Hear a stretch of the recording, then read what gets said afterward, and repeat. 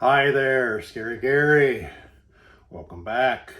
Well, I am setting in the third Loretta. I know I told you last time that we traded our trailer, but I hadn't named it yet. And we still got other videos that will be taken in Loretta 2.0, but I'm going to be doing this narration from our latest fifth wheel, in which I did name the third Loretta. I know it's kind of redundant. The original was Loretta, then we had Loretta 2.0, which stand for 2020, and I'm just calling this one the third Loretta, and there's a little reasoning behind it. When we first started looking for trailers, and Mary Lou and I were heading out, and my son-in-law said, oh, you going out for trailers? You gonna get a third wheel? And I kind of looked at him. I said, "You mean a fifth wheel?" Yeah, we all got a good laugh out of it and things like this. So now we got a fifth wheel. So in honor of my son-in-law, who you guys did see in the video when we were bringing the mattress in, we had to shove it kind of through the door.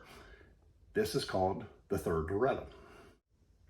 Well, getting back to our videos that we've been covering, we are going down the road and we are continuing on the Alcon. We didn't take that big of a day on this go round. We only went 269 miles, 333 kilometers, which according to Google, it should take us 4 hours and 38 minutes. It took us 5.5 hours basically, but we were basically going to stop at the High Country RV Park in Whitehorse, Yukon Territory. Now, Whitehorse is the capital of the Yukon Territory. It is the biggest city in the northwest part of Canada. And there wasn't too many spots beyond that, so I thought this would be a good little spot to get ourselves all ready to go. Our next day, we're going to be crossing into Alaska. So we decided to pick this High Country RV Park, and it is more of a traditional RV park because it is gravel, granted, but it's got a lot of trees around it. It's more like what we're kind of used to, and it cost a hair more. Still was 30 amp. It had a very nice store. There was cable TV. There was, you had a dump station there. You had a place where you could wash your RV, which would come in very handy the way the roads are on the Alcon. It did have bathrooms. It's open basically between May to September, but even its website states that in May and September, some of the services may not be available, which when we were there, one of the bathrooms was completely shut down, where it just said, closed, and it had laundry. It was just a very nice little campground.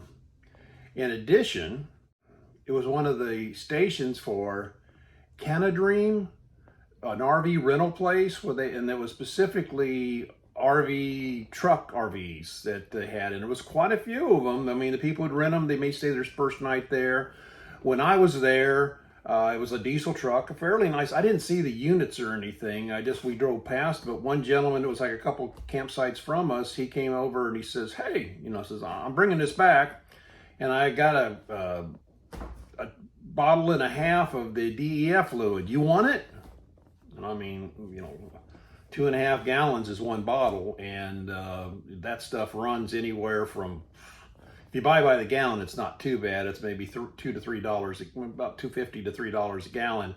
But you buy the bottle itself. I mean, I paid as much as $25 for some of those. So I said sure. So I mean, that actually kept me from buying any later down the road. But it's a very nice little campground. So, like I always say, would I stop here? Matter of fact, we did stop here on the way back, and it was more about a reasoning because I had problems with the equipment on my RV, but we did spend another night here, so I can say I would definitely stay here again. It cost us according to the website, there basically was around $50 to $60 for a pull through or a back end. They were, a little bit of different prices. But I ended up paying, I think, $72. And the one thing I did was they had a pay an extra $20 and you could lock in the price. I didn't really need to. There was people coming in and getting it. So, but I mean, I'm so used to it in the States of, being full, and I didn't want to get up there and have no place to stay. So I went ahead and locked it in. I could have saved myself $20 if I did, but I would imagine during the peak season, that $20 might not be a bad situation. But during the off seasons, like we were more like toward the end, we were in September, and there was no problem. And when we came back, just made the reservation by calling them and didn't lock it or anything. So I sure hope this has been informative, and I sure hope to see you next time.